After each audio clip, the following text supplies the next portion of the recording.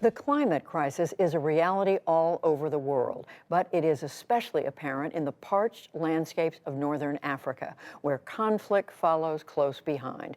In the last of our three-part series of reports from Chad, special correspondent Willem Marks looks at just how dire this crisis has become. Far from home but safe for now, this refugee camp in one country, Chad, houses a community from another, Cameroon. Among those living here is Hawa Ali Betta, who left behind a land she no longer really recognized. What actually changed is that during our grandparents' time, the harvest was good, but these days farming is not good. You know, when you overexploit the land for many years, the land's fertility is depleted. Like generations before her, Hawa's family had raised and grazed cattle, but a changing climate created a completely new challenge. There is not enough rain, and the cattle cannot survive without water.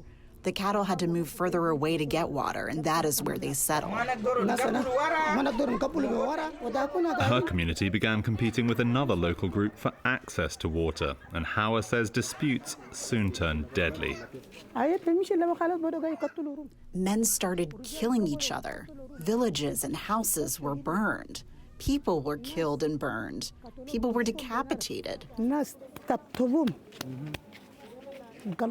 Women and children were killed. Over 3 days of fighting last December, she estimates more than 150 people died. They burned our houses. They burned our food. They burned our cows and sheep. They left nothing at all. She fled with family members across Cameroon's border to Chad, where she currently survives on foraging, barter, and handouts. Of course there are difficulties. When you leave your own home and come as a guest to another place, you should expect things to be different. You obviously have to accept whatever you are given. Authorities built this refugee camp of 3,500 people in essentially 6 months after Cameroonians flooded into Chad late last year and early this year. The cause, essentially climate change, because a lack of water created a conflict, a very violent conflict between two different communities. Can you believe that because of water, people are killing each other? Yes, because of water. Water is what many people were killed for, Brahim Sakine told us. He was once a keen college student, but the spasm of inter-community violence interrupted his studies. What actually scared me right from the start was the fighting. Without warning, fighting erupted in our midst in Kusuri, my town. We saw some of the neighborhoods, one called Madagascar and some others, burned down right in front of our eyes. His parents pushed the 22-year-old to leave, afraid he'd be killed if he stayed in Cameroon. Now, living on his own for the first time, he's house-proud about what little he has, showing off his yard work and dinner preparations. Do you have more food or less food here? Here is less food, less than Cameroon. In Cameroon, we eat 3 times per day. 3 times per day. But here, 2 times.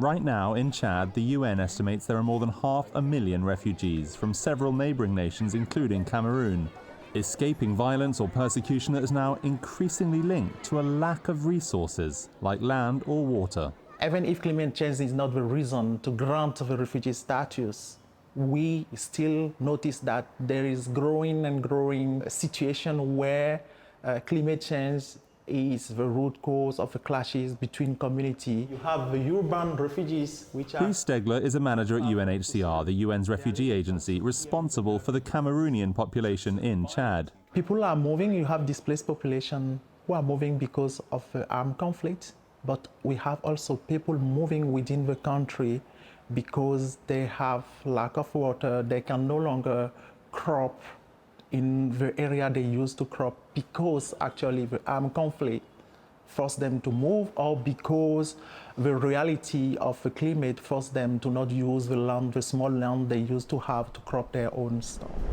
In Chad's Western Lac region, water is visible by its absence as we cross a landscape of dried out lakes to another camp beside a shrunken body of water.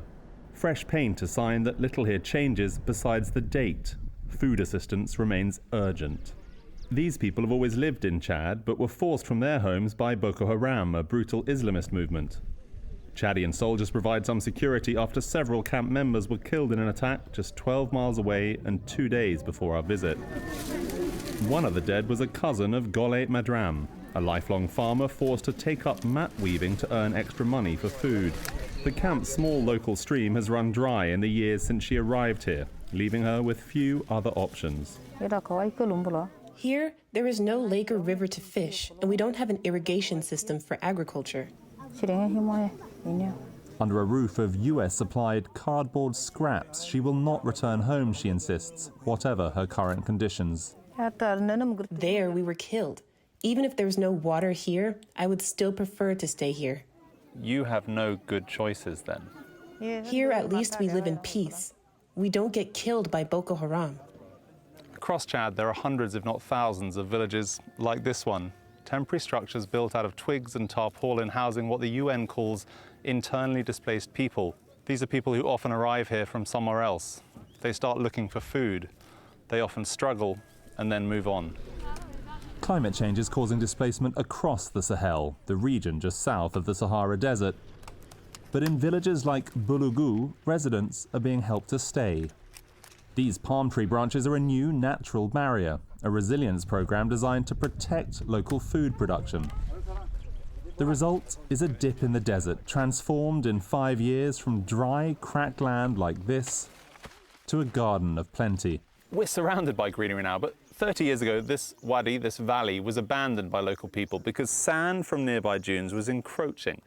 And what they did a few years ago to try and remedy that was to add animal droppings, along with organic matter from plants like this, mix it all together to create this kind of soil that's incredibly conducive for agriculture.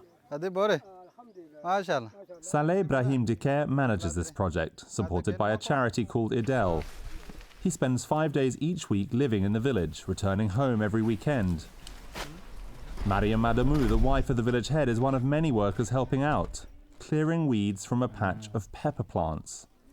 This time of year is known as the lean season. It's another 6 weeks until this corn can be harvested, while the wheat was last cut in April, so the village's stocks are running low. It's this time of year that's more difficult than the other periods because the production is still in progress and now food purchases are more expensive. This time of year really is the most difficult.